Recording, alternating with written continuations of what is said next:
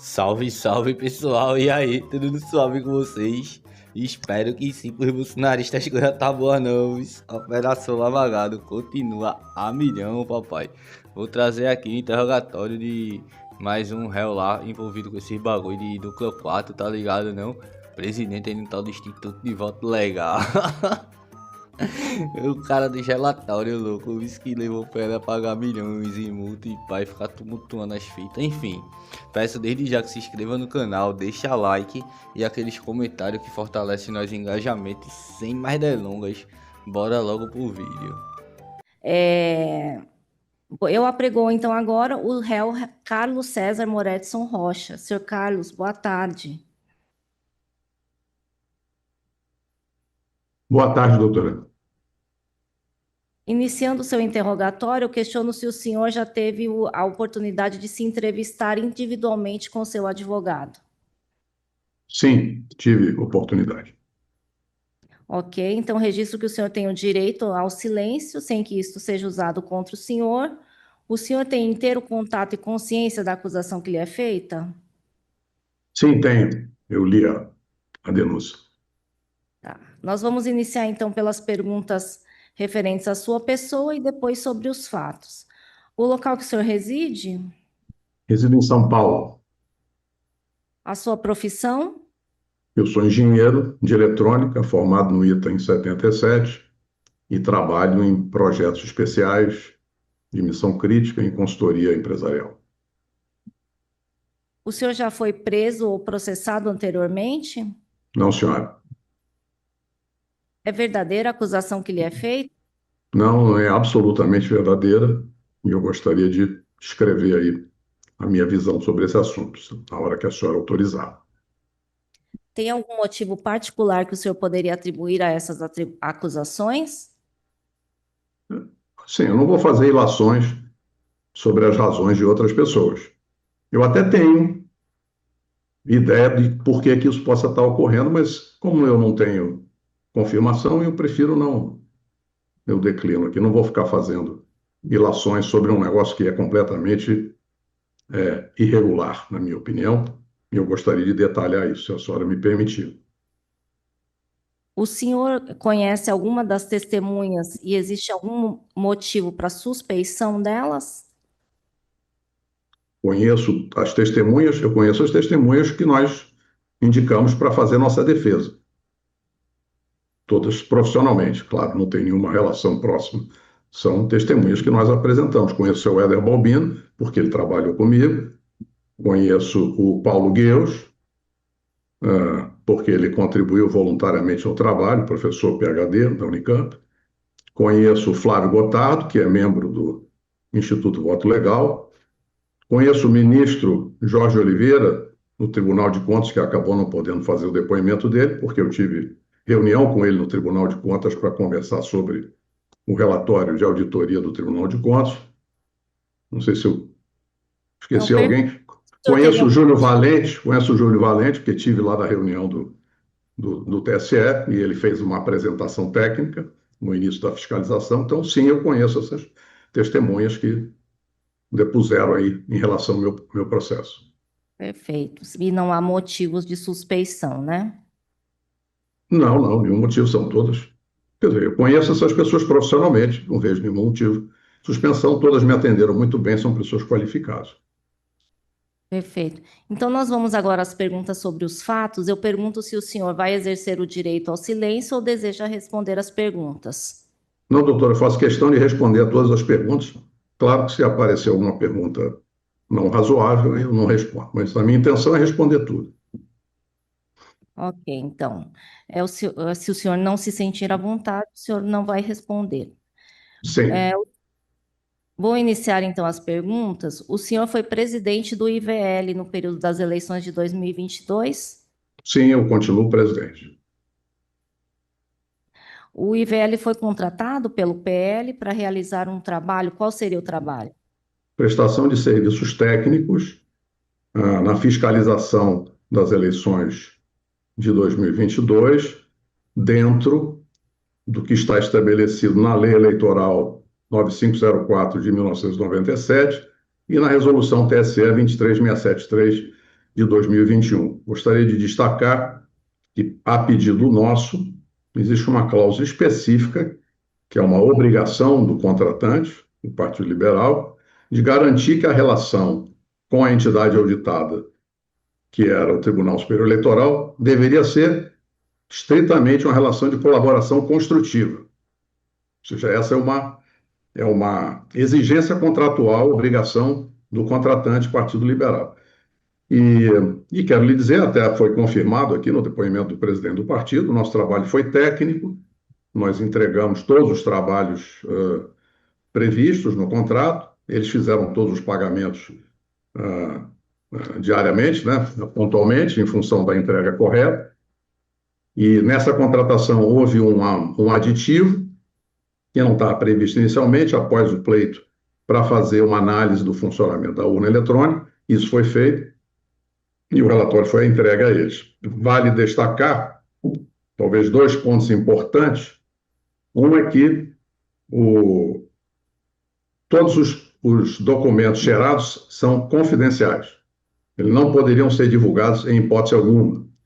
E não foram divulgados pelo IVL nem por mim. Houve, se não me engano, duas divulgações feitas pelo PL, que foram aqui confirmadas no depoimento do presidente do partido. Uma foi um pouco antes do primeiro turno, onde o partido soltou lá uma nota para a imprensa, e houve também uma entrevista coletiva após o segundo turno, da qual eu participei para apresentar os aspectos técnicos, e nessa entrevista em especial, e em todas as outras que eu dei, isso está nas provas que nós apresentamos, tem lá uma peça que é a transcrição desses vídeos, do vídeo específico, no caso da entrevista, onde fica muito claro que nós tratamos de problemas técnicos e que nós não tratamos de fraude, em hipótese alguma, por uma razão muito simples. Não cabe ao auditor identificar causas das desconformidades identificadas. Isso é regra, metodologia de auditoria. A gente identifica evidências, desconformidades, apresenta para a entidade auditada, e o trabalho é feito numa perspectiva de contribuir para a melhoria dos itens levantados para a entidade auditada, e quem vai buscar causas é a entidade auditada. Então, não cabe no trabalho buscar causa, tratar de fraude ou falha de programação ou qualquer outra. Então, sim, fui contratado dentro desse contexto. Acho que detalhei. Se a senhora quiser aprofundar, por favor. E neste contrato do PL, né? Aí, assim, o PL passou alguma diretriz específica? Qual que era o objetivo do contrato? O objetivo foi garantir que estava tudo ocorrendo dentro das normas técnicas, dentro das melhores práticas, e, de certa maneira, a intenção... O presidente do PL, ele declarou isso aqui, que ele sempre acreditou na urna eletrônica, e ele sempre acreditou no sistema, enfim, parlamentares foram eleitos, e o objetivo não era, em hipótese alguma, denegrir a imagem, ao contrário, o objetivo era contribuir para a confiança no sistema. Então, tudo que pudesse ser feito, tanto que o trabalho era confidencial, o trabalho foi apresentado para o TSE ao longo de 6 meses de trabalho. No começo do trabalho, o presidente Valdemar teve uma reunião com o ministro Fachin para apresentar o IVL, para dizer o trabalho que seria realizado, e eu soube depois pela doutora Cristine Petter, que era a secretária-geral da presidência, que ela tinha recebido orientação expressa do ministro Fachin, presidente Fachin, de que a equipe técnica, né, que eu coordenava fosse recebida e que recebesse a colaboração do TSE para fazer o trabalho. Ela compreendeu. E naquela reunião, que até o depoente Júlio Valente, secretário de TI, confirmou a reunião no início dos trabalhos de fiscalização, no depoimento dele, aquela reunião foi presidida pela doutora Cristine Petter, em primeiro lugar, como representando o presidente do TSE, que era o ministro Fachin. E abaixo dela havia o juiz Sandro Nunes Vieira, que era o juiz que cuidava de temas eleitorais, lá representando também a presidência do TSE. E a parte técnica era conduzida pela área de TI, coordenada pelo Júlio Valente. E naquela reunião, concluída a reunião, eu fui lá à frente, na mesa, me apresentei, ela disse, não, a gente conhece o senhor aqui, o senhor tem uma história de colaboração com o TSE. Eu disse, muito obrigado, doutor. Então, fui muito bem atendido pela doutora Cristine, pelo doutor Sandro, e eu disse, olha, como parte do nosso trabalho, doutora, era importante a gente ter uma reunião onde eu vou lhe apresentar o que será feito, quais são as análises, qual é a metodologia do Tribunal de Contas, e nós já temos algum levantamento feito, porque o trabalho começou em julho, essa conversa com ela era no início de agosto, já existem alguns pontos de atenção que eu gostaria de lhe apresentar. Ela disse perfeitamente, a minha secretária vai falar com o senhor, vai marcar. No mesmo dia, eu recebi contato da secretária e ela marcou para 2 dias depois. Eu achava que ia ser uma reunião protocolar, na realidade, ela ficou comigo quase 2 horas conversando, ficou muito interessada nas propostas de melhoria e nos riscos de segurança que nós apresentamos a ela. E a gente elencou alguns pontos que já tinham sido levantados e que seriam objeto de aperfeiçoamento pelo TSE. E aí, ao final da reunião, ela destacou que estava havendo uma mudança lá da presidência, que assumiu o ministro Alexandre de Moraes, e que haveria um novo secretário-geral da presidência, que era o doutor José Levi. E ela achava os temas que eu levantei tão importantes que ela ia marcar uma reunião junto com o doutor José Levi para fazer a transição desse trabalho, que seria, então, do lado deles, coordenado, como é natural, né, pelo topo da hierarquia, que não é um ministro, que é um tema técnico, seria o secretário-geral da presidência. Infelizmente, depois eu tentei novos contatos e, a partir dali, nunca mais eu tive a oportunidade de ter contatos com o TSE, eles não respondiam aos nossos pedidos de reunião, até que houve uma visita, houve 2 eventos, houve uma audiência com o ministro Alexandre de Moraes, que o presidente do PL me chamou para ir, só que chegando lá, o ministro decidiu receber só o presidente, eu fiquei aguardando na sala, eu não participei da reunião, e depois teve lá uma visita, um pouco antes, isso aconteceu na semana antes do primeiro turno, teve uma visita à sala de totalização no TSE, onde o presidente Valdemar me chamou de novo, e eu, claro, como prestador de serviço, o acompanhei, e nessa visita fomos recebidos lá pelo ministro Alexandre de Moraes, que mostrou a sala de totalização, encontramos lá com o secretário Júlio Valente e com outros técnicos do TSE, que eu já conhecia de muitos anos, porque eu prestei serviço ao TSE ao longo dessa minha jornada profissional.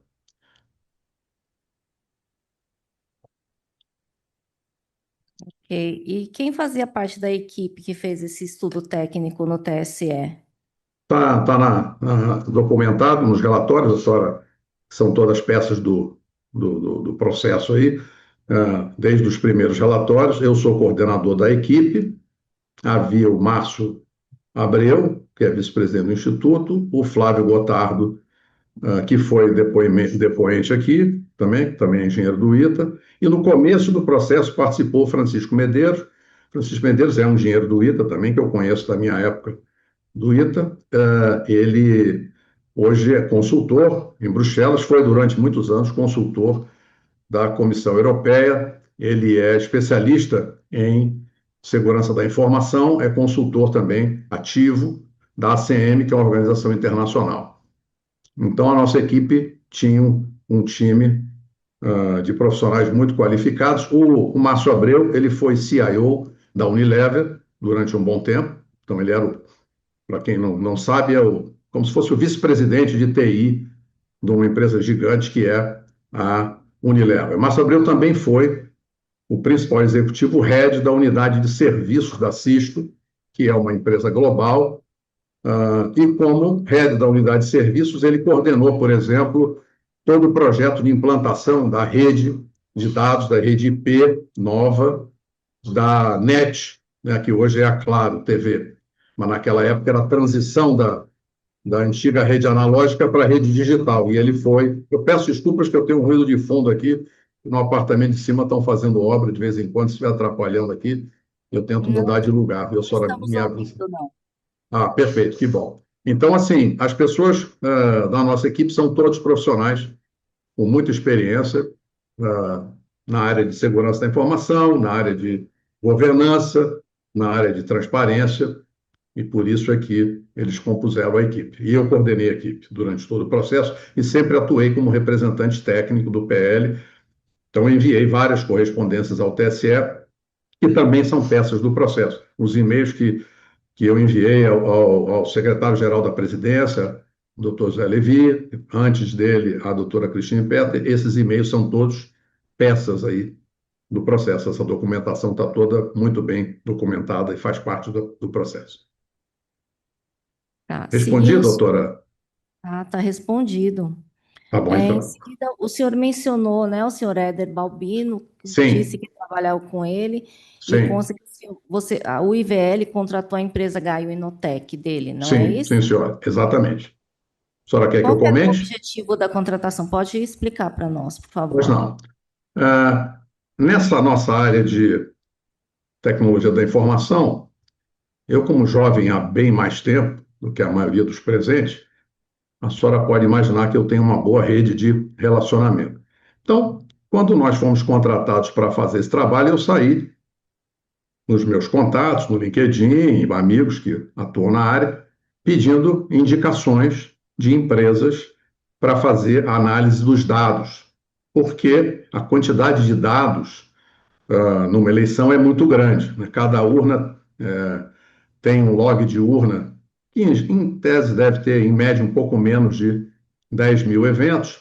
Como eram 472 mil urnas, se não me engano, a senhora multiplica por 10, vai dar aí 10 mil, né? Multiplica por 10 mil, vai dar aí os 4 bilhões e 200 milhões de linhas na tabela de logs de urna. E nos boletins de urna é um pouco menos, mas também são milhões de linhas. Então, eu precisava achar uma empresa que fosse capaz de tratar essa quantidade grande de dados. E na busca no mercado eu encontrei a Gaio Inotec, que é uma empresa, é uma startup que deu muito certo. Ele hoje atua em vários países e tive o privilégio de trabalhar, receber o serviço do Éder Balbino, que é um sujeito extremamente qualificado. Inclusive, eu já pedi desculpas a ele. Na realidade, eu não posso conversar com ele, porque foi proibido conversar entre os investigados, mas por um amigo comum eu passei as minhas desculpas, porque ele absolutamente não tem nada a ver com isso. E eu fiquei aqui, inclusive, muito emocionado com o depoimento do Denícoli, porque eu fico imaginando o que é receber uma Polícia Federal em casa fazendo busca e apreensão quando você é um cidadão de bem. E talvez valha destacar, doutora, que o trabalho do Éder Balbino foi um trabalho muito competente, qualificado na área dele, de especialização, que é a análise de dados. Ele não tem experiência nenhuma na área de urnas eletrônicas. Então, como ele bem descreveu aqui, acho que ele descreveu com bastante precisão, nós conversamos, a nossa ideia original era fazer uma pesquisa.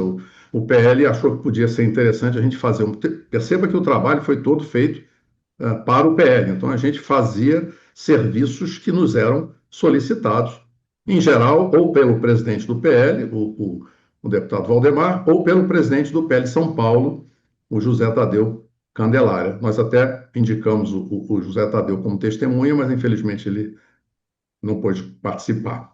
E aí, nesses contatos, eles pediam as coisas. No caso do Éder, nós contratamos que havia interesse em fazer uma pesquisa eleitoral. Mas aí nós fomos contratar o jurídico, não, vocês não podem fazer isso. Por que não pode? Porque pesquisa eleitoral tem todo um processo de aprovação no TSE antes de você fazer, e nem vai dar tempo de você fazer esse negócio por aí. E aí eu disse, bom, então essa ideia inicial pela qual nós contratamos o Gaio Inotec, ela deixou de ter razão de ser. E estava ali um pouco antes do primeiro turno, segundo turno, pouco antes do segundo turno. Aí houve o segundo turno, e alguns dias depois, porque teve um feriado, acho que a eleição foi dia 30 e tinha lá um feriado de finados no dia 2, que era no meio da semana. Então foi uma semana meio curta. Mas alguns dias depois eu recebo um chamado do presidente Valdemar dizendo: olha, aqui o partido quer que vocês façam uma análise do funcionamento dessas urnas, porque tem muito ruído na internet. Esse argentino aí que a senhora mencionou, né, divulgava coisas e tal, e o pessoal lá do PL falou: será que as urnas funcionaram mal? Será que isso que estão dizendo aí é verdade? Vocês têm como fazer algum trabalho? Disse, olha, por acaso nós contratamos uma empresa aqui que é especialista em análise de dados, eu vou conversar com eles. Talvez eles possam fazer a análise dos arquivos log de urna, como foi a orientação, seguindo a exata orientação que o TSE nos deu. Lá na primeira reunião, no encontro com as entidades fiscalizadoras, lá no TSE, foi distribuído um conjunto de documentos impressos. Até me surpreendeu que no depoimento do José Valente ele disse que não sabia. Mas nós recebemos lá, o pessoal passava distribuindo documentos. Um dos documentos era o glossário Eleições Informatizadas de 2022, que descrevia todos os arquivos gerados pela urna. E o único arquivo que o documento dizia que era um instrumento importante para a auditoria dos partidos políticos foi o log de urna. Então, eu já tinha um contrato com a Gaio Inotec, liguei para o Éder, meados daquela semana lá de finados, do início de novembro, e disse, Éder, eu queria saber se essa sua ferramenta poderia ser utilizada para montar uma grande planilha para a gente acessar todas as linhas de todos os arquivos log de urna, porque com Excel não dá para fazer isso, porque o limite do Excel, se não me engano, na época era 1,5 milhão de linhas, e nós estamos falando aqui de 4 bilhões de linhas. Aí ele disse, não, nossa plataforma é para isso mesmo, a gente faz sim. Eu disse, mas eu não tenho gente aqui para usar a sua plataforma, nem tenho experiência na sua plataforma. Você pode incluir, além da licença, serviços de uso da sua plataforma? Ele disse, posso sim, vou ter que alocar um time aqui, acho que eu consigo começar na segunda-feira, que se não me engano era dia 7, na segunda-feira da segunda semana de novembro. E aí ele começou a fazer esse trabalho. Ele começou a fazer o trabalho que era baixar os arquivos. Basicamente, eles baixaram 2 arquivos gerados por todas as urnas. Um era o boletim de urna, para analisar resultados da eleição, comparar coisas e tal, validar estatísticas e teses que surgiam aí na internet a pedido do PE e validar a conformidade dos arquivos log de urna com as especificações técnicas do TSE, porque além do glossário Eleições Informatizadas, o TSE disponibiliza num site um documento de especificações do log de urna, que é o documento que detalha o que cada linha de registro de atividade... O log é um diário, como a gente escreve um diário, né, ou como extrato de um banco. Cada linha é uma atividade.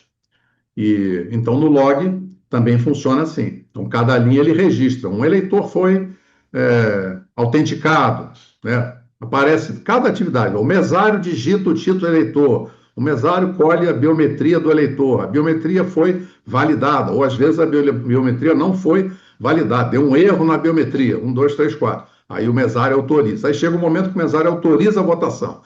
Aí começa a votação do eleitor. Votou no deputado estadual, deputado federal, senador, governador, presidente. E aí no final ele confirma e aparece. Eleitor confirma o seu voto registrado, né, pela urna. É assim que funciona. Então, o Éder Balbino, ele então nos prestava esse serviço. E como ele bem descreveu no depoimento dele, a nossa relação era uma relação online, eu nunca tive a oportunidade de encontrá-lo pessoalmente, e a gente fazia perguntas técnicas, que é a forma como o auditor trabalha. E a gente explora várias hipóteses. Então, a gente vai perguntando e tal. Quando ele estava construindo o arquivo, eu me lembro bem desse dia, por acaso, porque para mim foi uma imensa surpresa, ele me liga na quarta-feira daquela semana, eu não me lembro se é 8 ou 9, mas na quarta-feira, e eu me lembro bem, explico depois por quê. No final da quarta-feira ele me liga e diz, olha, eu tenho uma boa e uma má notícia para você. Eu disse, por favor. Então começa pela boa. A boa notícia é que nós estamos baixando aqui todos os arquivos, está indo bem, e acho que até o final dessa semana a gente vai ter a tabela gigante montada. Eu disse, excelente. Qual que é a má notícia? A má notícia é que apareceu um número aqui igual em milhões de linhas, o mesmo número. Eu disse, qual número? Aí ele me manda lá uma informação disso. Dá uma olhada na linha do log de urna. Eu abri o log de urna, um qualquer, e identifiquei que na coluna, se era a coluna 4, que era a coluna de identificação do código de identificação da urna, que é o número sério, tinha um número inválido, um número espúrio, em todas as linhas. Aí eu disse para ele, olha, esse negócio não pode acontecer, porque isso é um erro grave de funcionamento da urna. Então, eu vou pedir a você, por favor, que você converse com a sua equipe aí de programadores, porque eles devem ter cometido algum erro de programação. Não é possível que exista esse erro tão grave em todas essas linhas de log de urna. Até ele é um ótimo profissional, um cara muito tranquilo, as conversas com ele sempre foram muito agradáveis, e ele é brilhante. E ele disse, olha, não tem erro nenhum aqui. Eu disse, ô Éder, por favor, não estou criticando a sua equipe, mas esse é um erro tão grave que eu queria pedir a você para, com calma, conversa com a sua equipe, quem sabe, eventualmente, é normal erro de programação. Não existe programa que não tenha erro, a gente aprende isso. Então, conversa aí com a sua turma, por favor, com calma, e verifica o que está acontecendo, porque esse número errado não pode acontecer. E aí você me liga amanhã, com calma, e a gente conversa. Ele disse, tudo bem. Assim encerramos a ligação. Na quinta-feira à tarde ele me liga. E do jeito dele, ele volta de novo e me diz, olha, eu tenho uma boa e uma má notícia. Eu disse, começa pela boa. Ele disse, a boa é que o nosso programa está absolutamente correto. Os meus programadores, como eu disse a você ontem, aliás, são muito competentes. E o programa está muito bem feitinho. Os dados que eles estão baixando do site do TSE, eles estão sendo colocados na tabela sem nenhuma interferência. Eu disse, qual que é a má notícia? A má notícia é que esse número inválido aparece em mais de 2 bilhões de urnas. Eu disse, bom, nós vamos fazer duas coisas. Termina aí de montar a tabela, e aí me diz quando é que você acha que pode fazer uma reunião, que aconteceu na sexta-feira.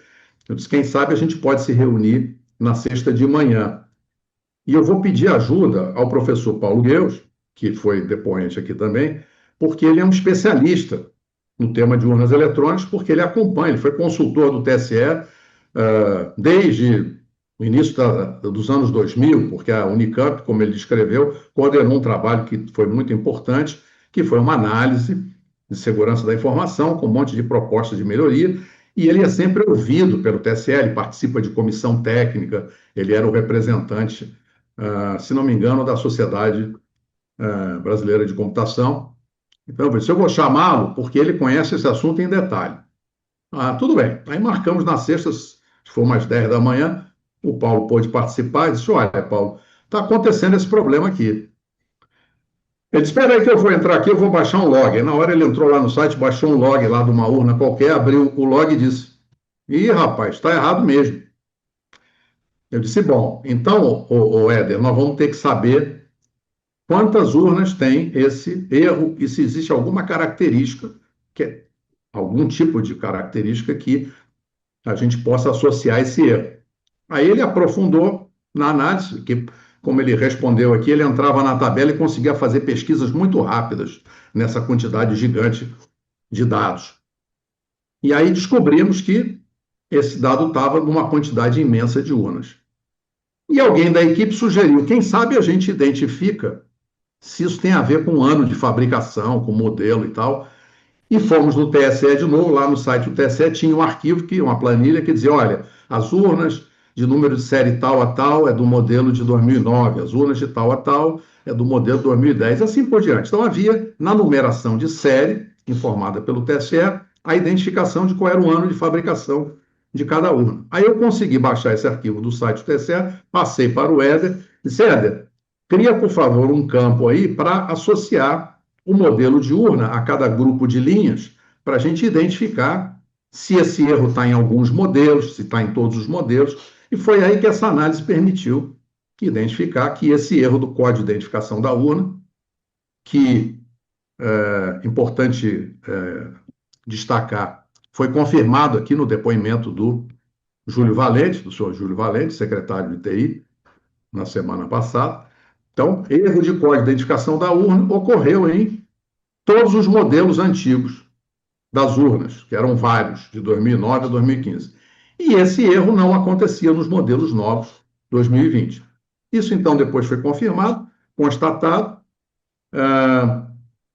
e isso estava sendo colocado no nosso relatório. Mas eu só consegui falar com o presidente Valdemar quando ele voltou, porque tinha um feriado do 15 de novembro, eu acho que era numa terça-feira.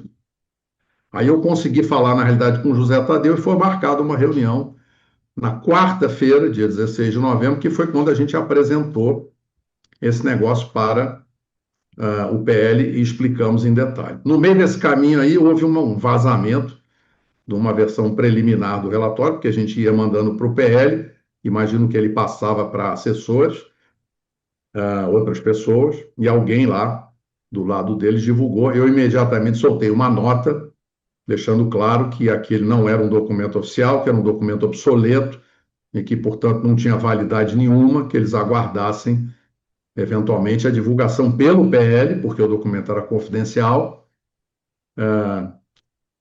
Eu já falei muito, doutora, mas, enfim, eu acho que eu expliquei a relação com o Éder. Deixei alguma coisa a esclarecer, por favor? O senhor já, inclusive, respondeu a várias perguntas que eu ainda não fiz, Que bom, mas, espero que tenha sido positivo isso para a senhora. sim, com certeza. Senhor Carlos, o senhor Éder Balbino, no Sim, depoimento dele, em determinado momento, ele fala que o objetivo da contratação era a pacificação da população. O que que o senhor acha que quer dizer com isso? Que ele dizia que o senhor dizia para ele, né, que o objetivo do sim, contrato era a pacificação da população. sim. Essa é uma visão cidadã da minha parte, porque a senhora talvez se lembre, não sei se a senhora acompanhou esse tema, mas foi um tema muito divulgado. Havia uma polêmica, acho que desde 2019, se não me engano, que é essa polêmica de que tem que ter o voto impresso, e aí o TSE dizia que não precisava ter o voto impresso. Então, o Brasil passou a viver essa dicotomia entre os defensores do voto impresso e os inimigos do voto impresso, digamos, adversários do voto impresso, talvez seja uma melhor palavra. Então, havia os que defendiam e havia os que atacavam. E eu tenho, graças a Deus e graças à minha mãe, por formação, um comportamento de cidadania muito arraigado na minha personalidade. E como eu sou um especialista no tema, um estudioso do tema, eu já tinha sido chamado em alguns momentos para ajudar no TSE, eu disse, quem sabe eu consigo uma solução para pacificar esse debate.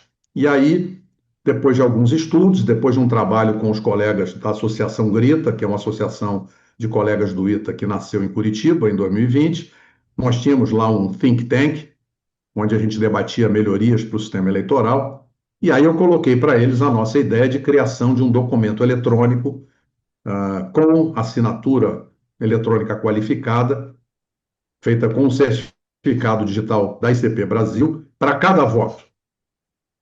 Isso é muito importante, doutora, porque na lei eleitoral, por acaso eu sou um especialista no tema, então eu conheço esse assunto em profundidade, desculpe a falsa modéstia. Mas na lei eleitoral está escrito com muita clareza que a urna eletrônica deve fazer o registro digital de cada voto. Esta é a frase que está na lei. Ora, eu venho debatendo esse tema com os colegas do TSE há, sei lá, mais de 20 anos, onde a gente diz, olha, eu tenho a impressão que vocês estão fazendo uma leitura equivocada do que diz a lei, porque a lei diz registro digital de cada voto. Por acaso eu tive excelentes professores de português, doutor, e o idioma português é um idioma que eu aprecio com muita alegria, né? Admiro, tenho orgulho de ser um brasileiro, né? Um país que tem um idioma português com uma imensa riqueza.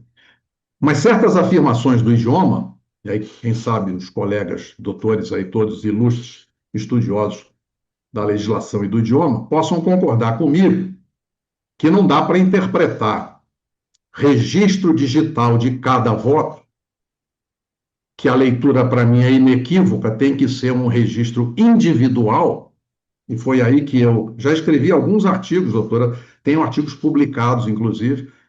Recentemente lançamos uma newsletter de integridade eleitoral que trata de todos esses temas que nós entendemos serem importantes de aperfeiçoamento no sistema eleitoral. E essa é a minha trajetória profissional. O que nós fizemos lá em 2021? Nós fomos 2 vezes ao TSE em 2021, doutora, para apresentar a nossa proposta do registro digital de cada voto. Nessas duas ocasiões, eu fui recebido por duas pessoas, pelo juiz Sandro Nunes Vieira, que ocupava aquela função de coordenador de temas eleitorais lá, e pelo engenheiro Célio, eu não vou lembrar o sobrenome, me desculpe, mas o engenheiro Célio, que eu conheço desde muitos anos lá no TSE, foi a pessoa técnica que nos recebeu. E aí eu alertava, eu dizia, olha, nós precisamos pacificar esse debate. Nós temos que sair desse dilema e as pessoas, né, defensoras e atacantes do voto impresso, por que vocês não adotam a nossa solução, que pode ser um primeiro passo de trazer uma cadeia de confiança externa, que é a ICP Brasil, que a legislação assim define, e a gente pacifica esse tema. Então, essa foi uma frase que eu sempre usei.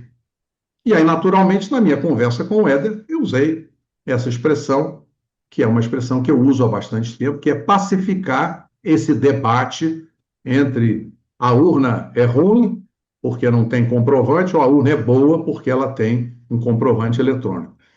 E eu, também está nos autos aí, doutora, eu tenho o privilégio de ter coordenado as equipes que desenvolveram a urna eletrônica. Então, quando a urna eletrônica, primeira versão e a segunda versão, de 96 a 98, eu coordenei a equipe da urna eletrônica. Então, a urna eletrônica tem uma impressora térmica, porque foi uma proposta que eu fiz. A urna eletrônica tem uma memória flash, porque é uma proposta que eu tive o privilégio de fazer. Então, eu sou um especialista nessa área desde 1995. Eu trabalhei em projetos eleitorais em vários países. Eu tive na Nigéria, Costa do Marfim, no Haiti, eu tive por aí na Venezuela, enfim, sempre trabalhando em projetos. Conseguimos conquistar um projeto de exportação de urnas eletrônicas para a República Dominicana. Então, eu estou nessa trajetória. Então, nós contratamos o Éder para fazer esse trabalho, porque ele é um especialista na área dele. E, infelizmente, o simples fato de nós termos contratado o Éder para fazer esse trabalho gerou para ele uma busca e apreensão ilegal, numa pesca probatória, para tentar achar provas, né? E, evidentemente, basta ler a denúncia, eles não encontraram absolutamente nada, mas eu tenho certeza que a senhora vai fazer mais perguntas e eu vou poder esclarecer isso. Ok. O senhor já tinha mencionado o vazamento do relatório preliminar, né? Que o senhor até Sim, eu tomei o cuidado de Soleiro. imediatamente. Desculpe, eu lhe interrompi. Por favor, doutor. Sim, e aí, senhor Carlos, houve uma troca de mensagens com o senhor Éder fazendo algumas considerações, né? Sim, sim, Contra o relatório. sim. O senhor fez alguma orientação para que ele não se manifestasse publicamente sobre essas questões? Claro, claro. Eu tinha um contrato que exigia confidencialidade sobre todo o trabalho. Isso é uma cláusula contratual com o PL, que só quem fala sobre esse trabalho é o contratante. Nós temos um outro contrato, que foi exigência do PL, assinado aí não só com o Instituto Voto Legal, mas assinado com cada um dos 4 engenheiros que participaram na equipe, na pessoa física, que é um contrato de confidencialidade e cessão de direitos autorais para o PL. Então, não só o trabalho era confidencial, mas ele era propriedade intelectual do Partido Liberal. Então, a confidencialidade era uma exigência. Tanto que, inclusive, pedi né, o advogado doutor Melilo para confirmar isso no depoimento do presidente Valdemar, que as 2 divulgações que aconteceram foram feitas pelo PL, uma um pouco antes do primeiro turno e a outra naquela entrevista coletiva no segundo turno, quando eu participei como técnico, para explicar o que tinha acontecido na descoberta técnica. Então, evidentemente, eu orientei o Éder e disse, Éder, 2 coisas. Porque ele, inclusive, num certo momento me disse, pô, eu estou recebendo ligações. Tem gente do PL me ligando. Eu disse, você não precisa... Bom, claro, liberdade de expressão. Por favor, Éder, você faça o que você achar melhor. Mas o trabalho que você está fazendo, como exige o nosso contrato, é um trabalho confidencial, por exigência do meu cliente. Então, você não pode, em hipótese nenhuma, divulgar da entrevista e tal. A responsabilidade é minha, técnica. Então, se o partido que nos contrata quer perguntar alguma coisa, ele pergunta para mim, sou o coordenador. Você tem algum contrato com o PL? Ele disse não. Já teve? Ele disse não. Então, você não pode ficar respondendo pergunta porque nós temos uma relação de confidencialidade. Minha com o PL e, naturalmente, minha com o H e o Inotec. E aí, doutora, não só a Gaio Inotec, a senhora não perguntou, e não apareceu assim, mas nós temos uma outra empresa que nós contratamos também, que foi a Bushido Academy, que fez um trabalho de análise, isso está na defesa, fez um trabalho de análise de segurança da informação. Então, existe um dos relatórios, é um relatório de governança e segurança da informação, que também foi feito com especialistas em segurança da informação contratados pelo IVL. E tudo isso confidencial. Consegui esclarecer que tem que ser confidencial e, por isso, nem nós da equipe e nem qualquer subcontratado poderia fazer qualquer divulgação ou qualquer conversa com terceiros. Consegui esclarecer isso, doutor? Esclareceu, sim. Obrigado. E aí, já partindo, já transitando, né, para a Sim, questão do relatório definitivo que embasou a ação no TSE, a ação do PL sim, no TSE. O sim. senhor foi responsável pela versão final deste relatório? Dos relatórios, duas observações. Primeiro, eu sou o responsável, coordenador técnico, por todo o trabalho técnico. Segundo ponto, observação, não houve uma ação, porque não é previsto na resolução 23673 ação. O que houve foi um pedido administrativo de verificação extraordinária, seguindo o artigo 51 da resolução 23673, que diz basicamente o seguinte: após o pleito, as entidades os partidos políticos e as entidades fiscalizadoras poderão apresentar um pedido de verificação extraordinária no caso de serem encontrados problemas, fatos, indícios relevantes. E para fazer esse pedido de verificação extraordinária, é necessário apresentar um relatório técnico, é necessário propor uma agenda de trabalho de como é que essa verificação extraordinária seria realizada na opinião do partido ou da entidade fiscalizadora que está solicitando. Então, nós tomamos um cuidado danado de seguir estritamente cada item apresentado na perspectiva técnica. Até porque, doutora, essa resolução 23673 do TSE, ela é muito bem escrita e ela toma o cuidado de detalhar os pontos de fiscalização desde lá do início do processo. Depois, quais são as etapas ao longo, quando é que se fiscaliza o software, quando é que se analisa a compilação, quando é que acontece a lacração, ou seja, existe um conjunto de eventos que começam, inclusive, um ano antes. Quer dizer, por que nós não estávamos lá em 2021, quando começou esse processo? Porque o nosso contrato com o PL começou em julho de 2022. Né? Lá em 2021, nós chegamos, inclusive, a procurar alguns partidos, quando nós criamos o Instituto, dizendo, olha, é importante vocês fiscalizar a eleição, está aqui na lei, vocês que fizeram a lei lá no Congresso disseram que quem fiscaliza são vocês. Eu não vou declinar aqui o nome dos partidos para não ser indelicado, mas qual não foi a minha surpresa quando eu fui em vários partidos importantes e chegava aqui o presidente do partido local em São Paulo, ou algum deputado que eu conhecia, ou algum senador, dizia para mim, mas por que eu vou fiscalizar? Eu disse, porque vocês são os partidos políticos que estão aqui na lei, são entidades que têm que fiscalizar. Então, sim, eu sou responsável pelos relatórios, mas é muito importante o seguinte: qual foi a sequência desse processo?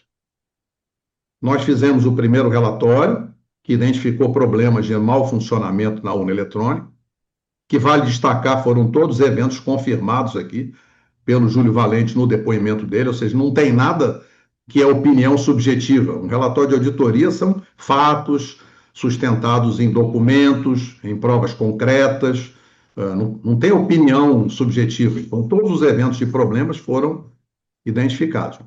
E aí, esse relatório foi entregue para o PL, que enviou para o TSE.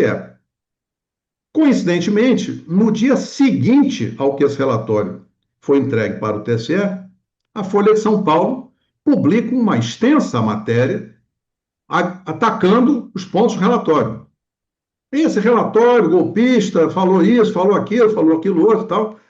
Logo que leu o jornal da Folha, o deputado o advogado lá do deputado, do presidente Valdemar, que por acaso estava na audiência, o doutor Marcelo Bessa, um assistente dele me liga e disse, olha, o doutor Bessa pediu ao senhor para fazer um adendo aí ao relatório, onde o senhor esclareça todos esses pontos que a Folha de São Paulo fez atacando o seu relatório técnico. Eu disse perfeitamente. Aí reuni a nossa equipe online, que nem estamos aqui, e fiz então uma análise ponto a ponto. E se a senhora tiver a oportunidade de ler, que é uma peça aí da nossa defesa, o adendo, a senhora vai ver que o adendo tem um anexo de comentários aos pontos publicados pela Folha de São Paulo. E tinha algumas inverdades publicadas lá, né? Interpretações erradas, às vezes é mentira mesmo, é desinformação intencional. Então, nós tomamos o cuidado de esclarecer cada ponto que foi publicado pela Folha de São Paulo. Quando a senhora tiver a oportunidade de ler, a senhora vai ver que lá tem coisas onde diz assim: isso é falso por causa disso, disso e disso. Está aqui um parágrafo do relatório, o que o relatório diz. E aí tem dois pontos que são muito importantes, e tem um até que foi usado aí pela PGR na denúncia e pela Polícia Federal também, onde eles dizem assim: mas o IVL afirmou que era impossível associar os arquivos da urna com a urna que gerou. Eu digo, isso é falso. Isso não está no nosso relatório. Isso está esclarecido no adendo, onde a gente percebeu essa falha de interpretação e a gente tomou cuidado de colocar lá um parágrafo onde a gente deixa muito claro: não existe qualquer problema de associar os arquivos gerados pelas urnas com as urnas que geraram aqueles arquivos. Esse problema não existe, nós não estamos afirmando isso. Por uma razão muito simples: cada arquivo que foi gerado por cada urna foi publicado pelo TSE numa página do site. Então, você entrava no site e baixava o arquivo. É óbvio, o Lulante, que se você baixou um arquivo da página que identifica a sessão eleitoral, ele está associado àquela urna. Então, essa dúvida nunca existiu, apesar de ter sido publicada falsamente pela Folha de São Paulo. A gente esclareceu isso no primeiro adendo. Depois do primeiro adendo, aconteceu um fenômeno inusitado lá no TSE, que o pedido administrativo para verificação extraordinária, que está absolutamente previsto na resolução 23673, ele foi transformado pelo ministro relator lá do processo numa ação judicial. Eu fiquei perplexo com aquele negócio, eu não sou advogado, eu perguntei para o advogado: mas isso pode fazer isso? Pode pegar um pedido administrativo e transformar numa ação judicial? Aí o advogado me disse: em hipótese alguma, isso é completamente ilegal e irregular. Eu disse: como é que o ministro do TSE pega um pedido administrativo e transforma numa ação judicial? Qual seria a razão para fazer isso? Aí o advogado me explicou: não, é que ele quer punir o PL. Como assim? Isso faz parte da resolução? Está descrito como uma atividade normal na sequência de fiscalização. Pois é, mas ele decidiu, transformou o pedido administrativo numa ação, e aí, ao ter uma ação, disse que era litigância de má-fé e multou o partido em quase 23 milhões. E esse evento foi apresentado aí pelo presidente Valdemar, o depoimento dele, né, que foi um prejuízo gigantesco para o partido, o que muito nos entristeceu, porque era um trabalho técnico pioneiro. É importante a senhora ter clareza, doutora, que essa fiscalização realizada pelo Partido Liberal, onde nós tivemos o privilégio de contribuir tecnicamente em 2022, foi uma fiscalização pioneira. Embora os partidos tenham a prerrogativa legal na lei eleitoral desde 97, e a eleição eletrônica começou em 96, então deveria ser natural que os partidos políticos fiscalizassem as eleições dentro de uma, né, de checks and balances. Aí é natural que o processo seja auditado. E perceba o seguinte: nós estamos vendo esse processo aqui, eu fico me perguntando por que Deus me colocou nessa situação. Talvez essa confusão toda... Deus nada, amor, velho. Quem te colocou aí fazendo essas fitas foi Bolsonaro. Logo, foi o coisa ruim que te colocou nessa situação. Tá pensando que vem coisa boa aí do caminhão? Vem não, amor, velho. Possa gerar algo de positivo ali na frente, e as pessoas terem clareza da importância de se fazer uma auditoria independente, e que a auditoria independente, ela não é para atacar a entidade auditada. Todas as empresas de médio e grande porte no mercado fazem auditoria independente de diversas atividades: auditoria financeira, de segurança da informação, auditoria ambiental, para fortalecer a imagem da empresa. Então, quando surgem oportunidades de fiscalização externa e auditoria no sistema eleitoral, Isso é feito para fortalecer a imagem da administração eleitoral. Por isso é que eu usei a expressão que a senhora me perguntou, de pacificar a população, que as pessoas confiarem mais na administração eleitoral. Esse é o propósito meu, técnico, da minha atividade profissional nos últimos 30 anos, doutor. Eu contribuí com o TSE em diversos momentos. Se a senhora me permite, eu gostaria de mencionar um evento onde eu fui ajudar o ministro Gilmar Mendes quando ele era presidente do TSE, em 2016, que eu acho que é um evento que ilustra quem é Carlos Rocha e qual é a minha história de contribuição com o TSE. A senhora me permite fazer um breve comentário sobre esse evento? Sim, pode fazer. Por favor, muito obrigado.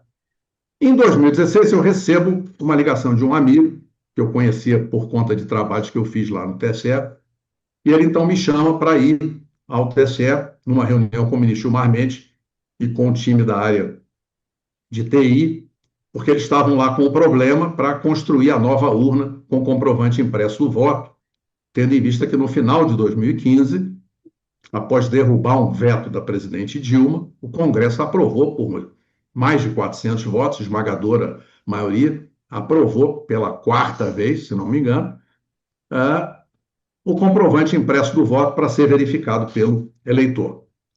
Aí essa pessoa me ligou, disse, não, você tem que vir aqui no TSE ajudar. Eu agradeci muito e disse, olha, me desculpe, mas eu não vou não. Como não vai? Você é um defensor, é um especialista em sigilo, eu sou, mas os colegas da TI, eles não gostam de mim, eles não vão deixar eu fazer o trabalho. Não, mas você não está vindo para falar com os colegas da TI, você está vindo para falar com o ministro-presidente, que é o Gilmar Mendes. Ele quer uma ajuda, porque ele está com problema. E ele fez outros argumentos, e pela amizade que eu tinha com ele, eu falei, ok, eu vou aí a Brasília. E aí o TSE mandou uma passagem para mim, fato que foi explorado, né? Como é que alguém manda uma passagem? Que é a coisa mais comum, eles recebem uma consultoria gratuita, ele manda a passagem, paga as suas despesas, você não vai cobrar nada pela consultoria, é algo absolutamente razoável.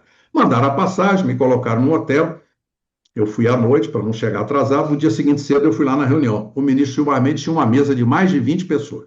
Me recebeu muito bem, muito atencioso, e a primeira pergunta que ele faz para mim foi assim, ô, doutor Carlos Rocha, eu disse, pois não, ministro. E estava na mesa o secretário de TI, não era ainda o Júlio Valente, era o Giuseppe Janino.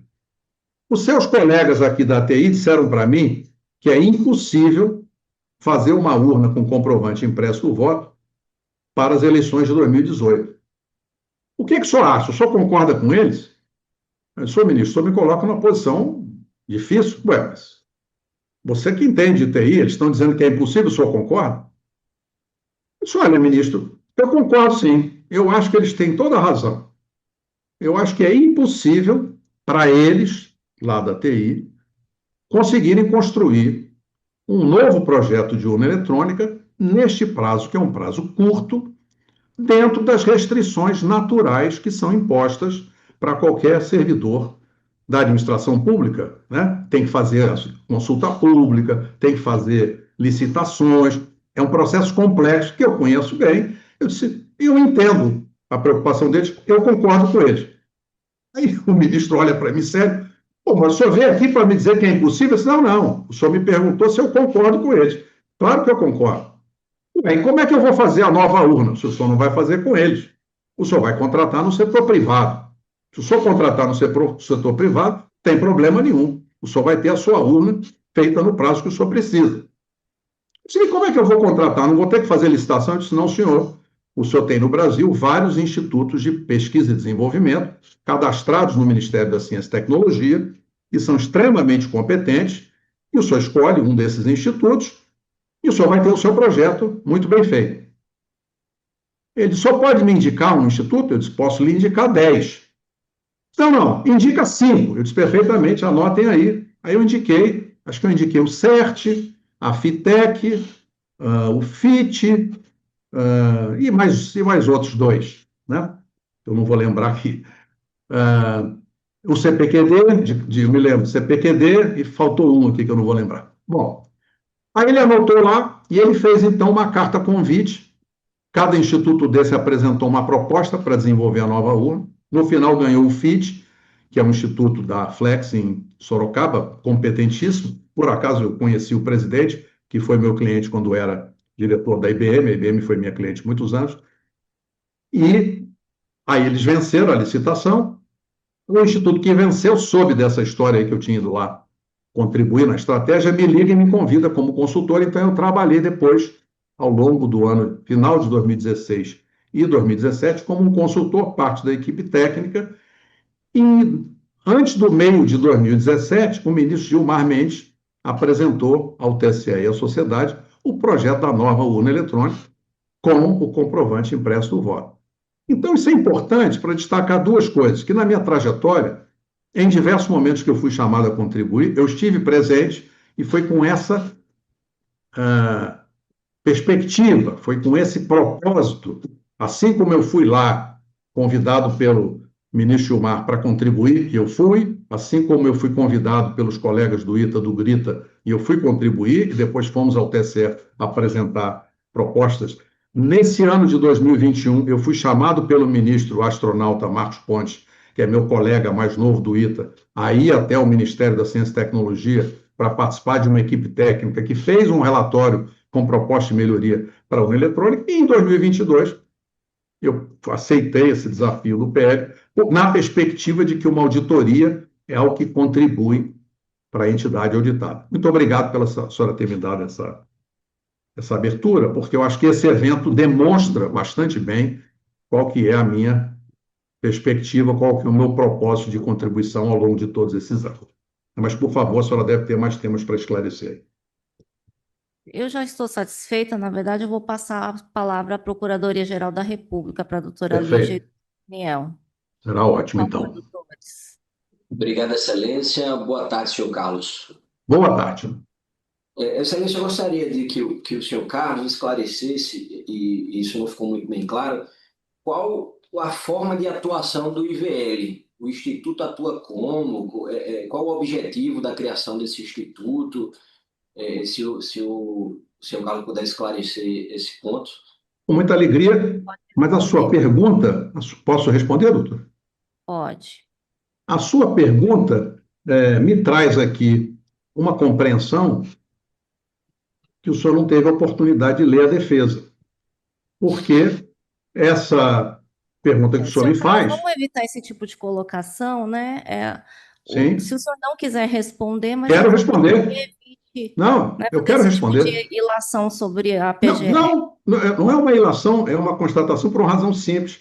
Porque na defesa existem lá os documentos que foram apresentados, e nos documentos, no início de cada relatório, especialmente no relatório de levantamento e auditoria de conformidade, no plano de trabalho que foi entregue ao PL, lá está muito bem descrito quem é o IVL, qual é o papel do IVL, o que o IVL faz. O IVL é uma empresa, é uma entidade sem fins lucrativos, é uma associação, né? Associação privada sem fins lucrativos, cujo objetivo foi prestar serviço nessa área de tecnologia da informação, segurança da informação e especializar contribuições técnicas para sistemas eleitorais, não só os do TSE, como eu comentei aqui, já trabalhei em projetos internacionais, e essa foi a perspectiva. O IVL nasceu em 2021 dentro dessa perspectiva, né? Um conjunto de amigos, colegas do ITA, querendo contribuir, especialmente depois de duas vezes que nós tínhamos tido reuniões